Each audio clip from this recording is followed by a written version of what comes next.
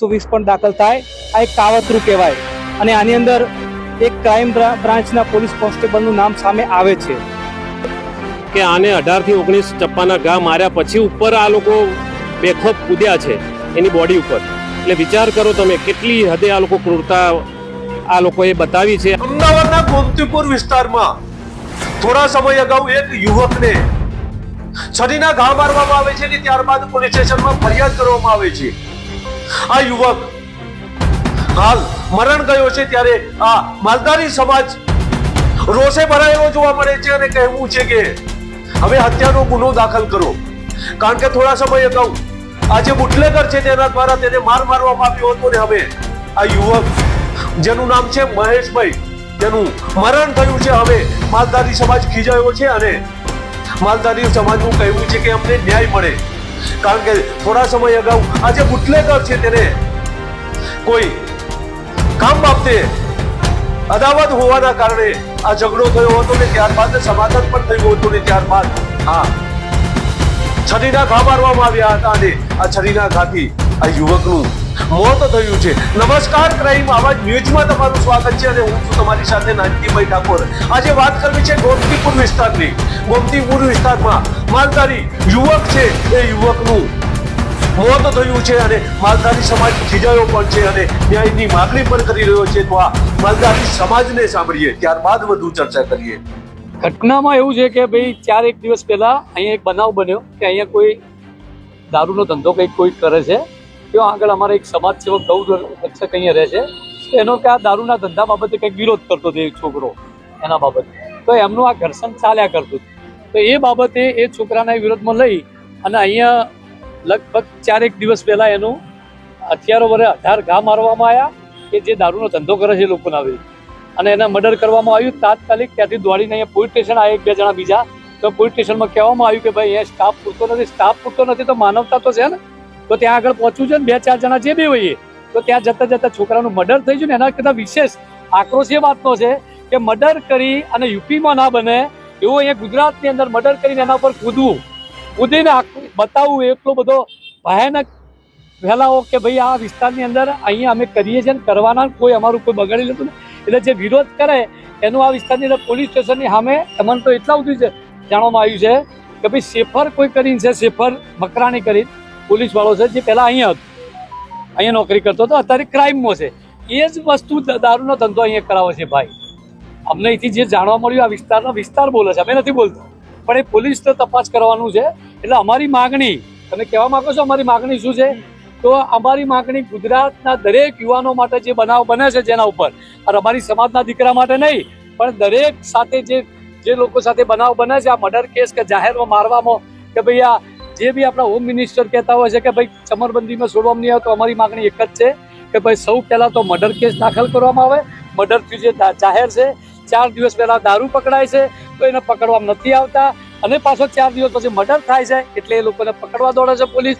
એટલે અમારી માગણી પહેલાં તો સૌ પહેલાં તો મર્ડર થયું છે, મર્ડર દાખલ થાય। બીજું કે ભાઈ તાત્કાલિક પોસ્ટમાં ચાલવામાં આવે, કેસ ચાલવામાં આવે। ત્રીજી માગણી કે જે આ પોલીસવાળો જે છે દારૂનો ધંધો જોડે રન કરાવે છે અમે ઓળખતા નથી, પોલીસ તપાસ કરીને એને સસ્પેન્ડ કરવામાં આવે। અને ત્રીજી વાત કે ભાઈ તાત્કાલિક જે યુપીની અંદર જે યોગીજી જે આવા ગુનેગારો જે આવા વિસ્તારની અંદર જે આ ધંધો કરે છે અને એ લોકો જો આવી આતંક ફેલાવતા હોય તો એવા લોકોના જે કે મકાન આવતા હોય, કાયદેસરમાં આવતા હોય, ના આવતા હોય, ખોટી કમાણી હોય એ પાડવામાં અમારી માગણી છે। અત્યારે હાલ લોકો સિવિલ છે બધા સમાજના, અમે લોકો અમારી માગણી સ્વીકારવા માટે 500 લોકો સાથે અમે આવ્યા છીએ। ડીસીપી, એસપી જે બી અમારી રજૂઆત સાંભળશે તો ઠીક છે, નહીં સાંભળે તો અમારું જે થતું છે, જે આંદોલન થતું છે, ગાંધીનગર જવાનું થશે, કે જે કરવાનું થશે અમે કરવા તૈયાર છીએ। ના, હજુ અમે મળવાના છીએ, સાહેબ હાજર નથી, આવે છે। અમારી માગણી સ્વીકારવામાં ના આવે તો જ અમારે બાકી આ રીતે સાથે મળી અને એ લોકો કહેશે અમે સાંભળશું, બાકી અમને નહીં ગમે અને અમારી માગણી નહીં સ્વીકારવા તો જ અમે આંદોલનની વાત કરીશું। ખાસ કરીને એમને કોલ કરીને ત્યાં બોલાવ્યા હતા, અંગત અદાવત હતી કે નહીં, કોઈ અંગાવત નહીં, કોઈ અંગત અદાવત નહીં। આ ભાઈ ગૌ સેવક છે, આ દારૂનો ધંધો ચાલતો હતો અને એ પોતે ભક્તિશાળી એટલે કોઈ માતાજીનો ભુવાજી કે રીતે છે, આ વ્યક્તિ ભુવાજી છે, એટલે આ દારૂના ધંધાથી નફરત હતી એટલે એ લોકો કે ભાઈ અહીંથી અવર જવર તમારે મહેરબાની કે પીન જવું ને પબ્લિક અહીંયા મારા ત્યાં આવતી હોય છે જાહેર ત્યાં આગળ આવતી હોય એટલે તમારે આવવું ન. એટલે વારંવાર આ વિરોધ કરવાનો છે. દારૂવાળાને તો શું હોય, કોઈ વિરોધ ન કરે, કોઈ અરજી ન કરે. અને એ લોકો પોલીસના ક્યાંક ના ક્યાંક, બધી પોલીસ પર આરોપ નથી નાખતો, પણ લગભગ પોલીસના ત્યાં સપોર્ટ હોય તો જ આવું બને. બાકી કોઈની મારી દૂધ નહીં પાયું. આ ગુજરાતની અંદર કે ભાઈ આવી મોટી મોટી આપણા હોમ મિનિસ્ટર વાતો કરતા હોય અને જાહેરમાં મર્ડર કરી અને એના પર કૂદવું, એટલે આ કોઈના બાપનું રાજ છે. આજે હું છેલ્લા 3 દિવસથી અહીંયા છું. મહેશભાઈ અમારા સમાજના સેવક બી છે, માતાજીના ભુવા બી છે, બરાબર. 2-3 દિવસ પહેલાં અહીંયાના અસામાજિક તત્વોએ જે દારૂના બુટલેગર કહેવાય એ લોકોએ મહેશભાઈને છેતરીને મારેલા છે. અને આ આરોપીએ પહેલાં પણ આવી અહીંયા આગળ બનાવ બને એ રીતે પ્રવૃત્તિ કરેલી છે. નાસ્તાની લારીવાળા હતા એની ઉપર બી હુમલો કરેલો છે આ આરોપીએ. એટલે અમારી એવી માંગણી છે કે 307 તો સાહેબે દાખલ કરી, મર્ડરનો ગુનો 302 બી દાખલ કર્યો, એની સાથે સાથે BNS 120 પણ દાખલ થાય. આ એક કાવતરું કહેવાય. અને આની અંદર એક ક્રાઇમ બ્રાન્ચના પોલીસ કોન્સ્ટેબલનું નામ સામે આવે છે. જમીનભાઈ, આજે આખો ઘટનાક્રમ બન્યો તેમાં કહેવાય રહ્યું છે કે મહેશભાઈ જે દારૂના દૂષણ સામે લડત ચલાવતા હતા, તો આની કોઈ અદાવત આરોપીઓ સામે હોઈ શકે? કેમ કે આરોપીઓ પર એવા આરોપ છે કે તો દારૂનો ધંધો અહીંયા કરતા હતા. આરોપીઓ અહીંયા દારૂનો ધંધો કરતા હતા, એમને ઘરથી થોડાક જ નજીક. અને એમના ત્યાં આગળ માતાજીના સેવકોને બધા આવતા હતા. એમને રજૂઆત કરી હશે કે ભાઈ અહીંયા આગળ અમારા ઘરે આવી ત્યાં પબ્લિક આવે છે, માતાજીના સેવકો, તમે આ વસ્તુ ના કરશો, બરાબર. એની બી અંગત અદાવત હોઈ શકે છે આની અંદર. તો હવે આ આગળ શું પ્લાનિંગ છે? આગળ અમારી એવી માંગણી છે કે આ આરોપીને 302 મુજબ અને BNS 120 મુજબ કડકમાં કડક સજા થાય, બરાબર. આજીવન કેદ થાય એવી અધિકારીઓ સજા કરે.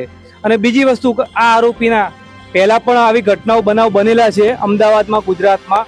એ આરોપીના બી મકાન તૂટેલા છે અને આ આરોપી જ કહેવાય. આના બી મકાન તૂટવા જોઈએ એવી અમારી માંગણી છે.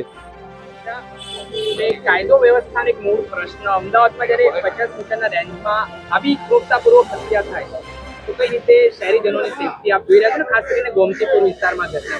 પોલીસ સ્ટેશનથી માત્ર ને માત્ર 50 મીટરના અંતરે આ બનાવ બને એટલે શરમજનક બાબત કહેવાય. આપણા ગુજરાતના ગૃહમંત્રી એવા કહેતા હોય કે કાયદામાં રહેશો તો ફાયદામાં રહેશો. તમારો કાયદો ક્યાં દેખાઈ રહ્યો છે? આ લુખ્ખા તત્વો તો કાયદાની મજાક ઉડાવી રહ્યા છે, મજાક. એટલે ગૃહમંત્રીને પણ આની ઉપર ધ્યાન દોરવું પડશે. પોલીસ માત્ર ને માત્ર સર્કસ ગાઢશે, એને પૂરી દેશે, એની ઉપર નહીં, આની ઉપર કડકમાં કડક સજા કરવી પડશે.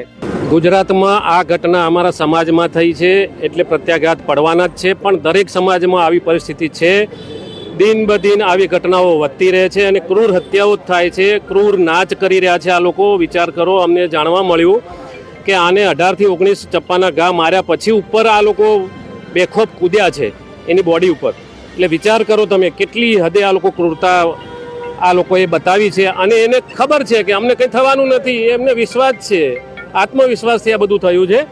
કેમ કે પહેલાંના જમાનામાં એવું હતું, 10-15 વર્ષ પહેલાં જો તમે પાછળ જઈએ તો તમે બધા તો અત્યારે જુનિયર કહેવા, પણ સિનિયરોને પૂછજો તમે કે ઠેર ઠેર બોર્ડ લાગેલા હતા કે ભાઈ સ્કૂલની આજુબાજુમાં 500 મીટરમાં કોઈ ગુટખા વેચતું હોય તો અમને જાણ કરો.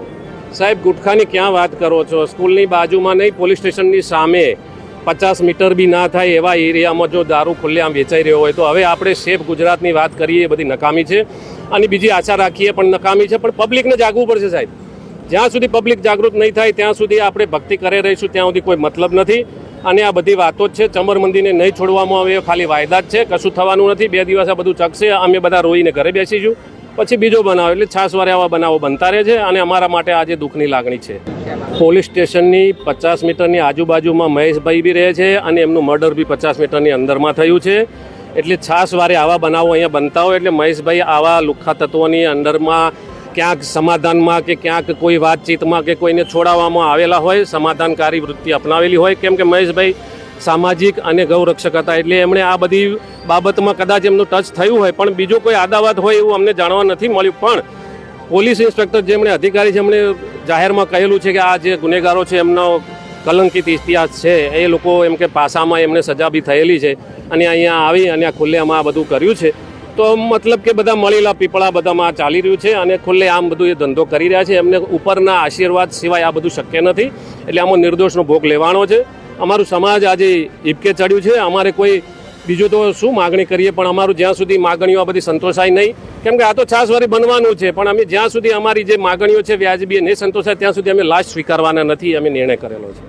ઘણી બધી વખત જોઈએ છે આપણે સમાચારોમાં પણ આ અહેવાલ આવતો હોય છે, છતાં પણ કોઈ કાયદાકીય જે પગલાં એક્શન અધિકારીઓ સામે લેવા જોઈએ તે પ્રકારે પરિસ્થિતિ જોવા નથી મળતી. તો આ મામલે તમે ગૃહમંત્રીને શું રજૂઆત કરશો કે ભાઈ લોકોને ન્યાય મળે અને જે કંઈ પણ એમની માંગ છે તે સંતોષાય? સાહેબ, ન્યાયની તો હવે આશા રાખવી નિઠારી લાગે છે મને તો, પણ છતાંય અમારા સમાજનો આક્રોશ જોઈને જો કોઈ સારા ઈમાનદાર અધિકારીઓનું જાગે અંતરાત્મા અને ઉપરના લેવલમાં જો રજૂઆત થાય ને અમને ન્યાય મળે તો ઠીક છે. નહીંતર એક ગ્લાસ ફેંકવાથી જો એક નેતા જો લીડર બોલતો હોય કોઈ પ્રજા માટે ને એને જો અંદર હજુ જામીન ના મળતા હોય અને બીજા એમને ખૂન કેસના આરોપીઓ જો ખુલ્લેઆમ ઘૂમી રહ્યા હોય અને દાદાગીરી બતાવી રહ્યા અને લુખાગીરી કરી રહ્યા હોય તો અમારે બીજી તો શું આશા રાખવી હવે? મુખ્યત્વે તમારી માંગણીઓ છે આ કેસ? માગણી એ કે આ ન્યાય અમારો જે છે, અમારો જે યુવાન ગુમાવ્યો છે એના મર્ડરનો ગુનો દાખલ કરીને તાત્કાલિક આના ફાસ્ટેગ કોર્ટમાં ચલાવીને એને કડકમાં કડક સજા કરવામાં આવે. આમાં કોઈ અધિકારી જો પોલીસ સ્ટેશનનો સંડોવાયેલો હોય તો એને સસ્પેન્ડ નહીં પણ ડિસમિસ કરવામાં આવે અને એવો દાખલો બેસાડવામાં આવે કે ગુજરાતમાં કોઈ ખરાબ કૃત્ય કરતું હોય તો 100 વાર વિચાર કરે.